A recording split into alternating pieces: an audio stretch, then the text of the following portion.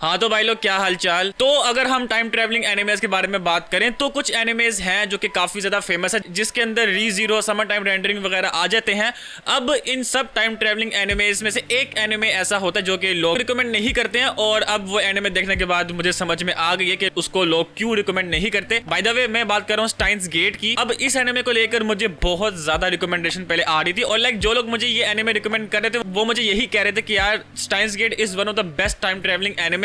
और ये एनिमे देखने के बाद मैं ये कह सकता हूँ कि यार Steins Gate is one of the best time travelling anime out there. तो यार आज की इस वीडियो के अंदर मैं स्टाइन्स गेट के बारे में ही बात करने जा रहा हूँ, तो बिना किसी देरी के शुरू करते हैं। अब देखो, टाइम ट्रेवलिंग एनिमेज की दो किस्म होती है। एक किस्म तो ये होती है कि तुम एक एनिमे बनाओ और उसके अंदर टाइम ट्रेवलिंग हो रही हो, और दूसरी किस्म होती है कि तुम टाइम ट्रेवलिंग के ऊपर एक एनिमे बनाओ। और स्टाइन्स गेट इस दूसरी किस्म को बहुत अच्छी तरह हमें डेमोन्स्ट्रेट करके दिखाता है। अब देखो, पहले जो मैंने टाइम ट्रेवलिंग एनिमेज देखे थे उन एनिमेज के अंदर स्टार्टिंग से ही थ्रिलर दिखना शुरू हो जाता है। तो अगर तुम उस तरह की चीजें स्टाइन्स गेट के अंदर देखने के लिए आए हो तो वो तुम्हें स्टाइन्स गेट के अंदर नहीं दिखेगी। आई मीन इसके अंदर थ्रिलर है, लेकिन स्टार्टिंग के एपिसोड के अंदर थ्रिलर नहीं है, वो काफी ज्यादा आगे जाके हमें थ्रिलर आता है। तो इसीलिए आई थिंक स्टाइन्स गेट को लोग जो न्यू एनिमे फैन होते हैं उनको इतना ज्यादा रिकमेंड नहीं करते हैं। तो अब अगर मैं तुम्हें इस एनिमे के बारे में थोड़ा बहुत बताऊं तो इस एनिमे के अंदर एक 17 साल का लड़का होता है जो कि अपने आप को साइंटिस्ट कहता है। आई मीन साइंटिस्ट नहीं, I am a scientist.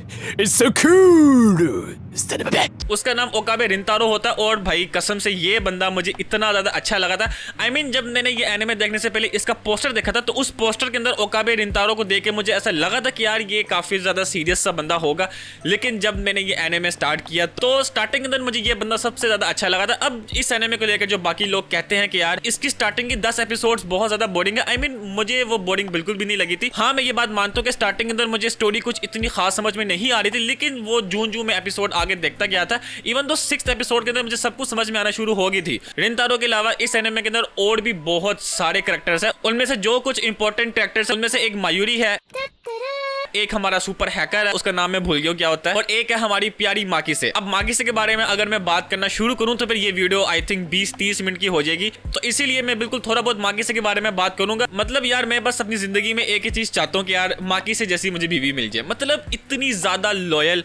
और इस एनिमे के अंदर जो इन्होंने ओकाबे और माकिसे का जो इन्होंने हमें कनेक्शन दिखाया हुआ है, आई मीन हम एनिमे या किसी भी सीरीज को उन चीजों से याद रखते हैं जो कि ह्यूमनली पॉसिबल होती है। अगर मैं तुम्हें एक एग्जांपल दूं तो डेथ नोट के अंदर हम डेथ नोट की वजह से उसको याद नहीं करते, हम एल और लाइट के दरमियान का जो रिलेशन होता है हम उसकी वजह से डेथ नोट को याद रखते हैं। और इसी तरह स्टाइन्स गेट के अंदर चाहे इस एनिमे के अंदर हमारी मेन चीज हमारा IBM 5100 वाला कंप्यूटर है, लेकिन इस एनिमे को मैं जिसकी वजह से याद रखूंगा वो टाइम ट्रेवलिंग तो जरूर है, लेकिन मेन चीज हमारे ओकाबे और माकिसे के दरमियान का जो रिलेशनशिप इन्होंने हमें दिखाया हुआ है वो बहुत ज्यादा अच्छा दिखाया हुआ है। मतलब मुझे अभी भी याद है यार एपिसोड 22 ने जो मुझे हिट किया था, मतलब वो एपिसोड मैंने 2-3 दफा तो जरूर देख ली होगी, और अभी तक मैं उस एपिसोड के अंदर से नहीं निकला हुआ। हाँ, मैं एक चीज जरूर कहना चाहूंगा जो कि मुझे इस एनिमे के बारे में बहुत ज्यादा अच्छी लगी थी, वो ये थी कि यार ये एनिमे 24 एपिसोड्स का है, और किस तरह इन्होंने इस एनिमे का फर्स्ट हाफ सिर्फ प्लॉट को डिफाइन करने में और उसको बनाने में इन्होंने लगाया था। बस एक दफा तुम 10वीं एपिसोड को क्रॉस कर लो, उसके बाद तो बस चीजें अपनी पेस पकड़ते रहते, और उसके बाद मेरे ख्याल से यार सारी की सारी एपिसोड्स 10 आउट ऑफ 10 है। अब ये तो हो गया स्टाइन्स गेट। अब इसके बाद इस एनिमे का एक और सीजन है जिसको स्टाइन्स गेट 0 कहते हैं, और वो मेरी नजर में कुछ इतना अच्छा मुझे नहीं लगता। और वो सीजन देखने के लिए तुम्हें पहले इसके सीजन 1 की पहली 22 एपिसोड्स देखनी पड़ेगी,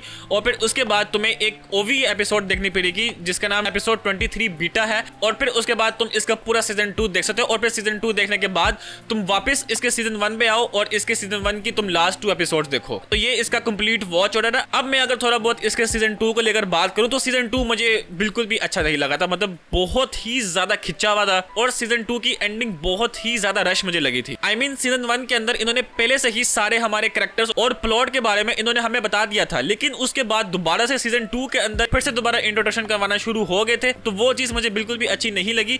आई मीन इसका सीजन 2 मुझे बिल्कुल भी बकवास नहीं लगा, लेकिन मेरे लिए सीजन 1 इज पीक, वो भाई डिजर्व करता है जहां पे वो इस वक्त माया एनिमे लिस्ट के अंदर है।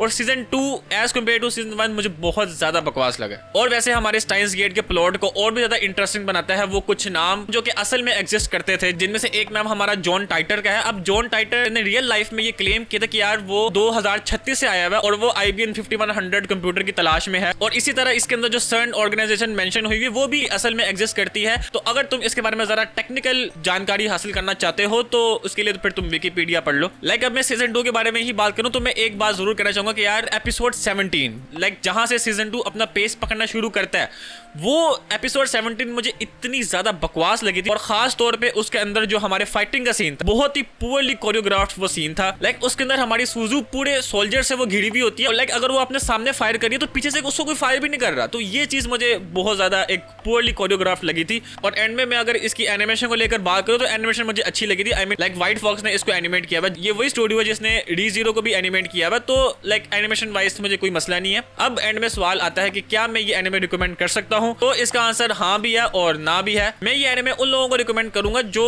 थोड़ा सा पेशेंस रख के एनिमे देख सकते हैं, और अगर कोई लाइक न्यूली एनिमे फैन अगर आया है और अगर वो पेशेंस नहीं रख पाता तो उसको मैं ये एनिमे बिल्कुल भी रिकमेंड नहीं करूंगा। मेरे लिए वैसे इसका सीजन 1 जो है वो best of the best time travelling anime है। तो यह आज के लिए बस इतना ही। आई होप आपको आज की वीडियो पसंद आई होगी। आइए तो हमारे इस चैनल को सब्सक्राइब कर दे, और मैं मिलता हूँ आपको अपनी किसी नेक्स्ट वीडियो में। तब तक के लिए अल्लाह हाफिज एंड सायोनारा।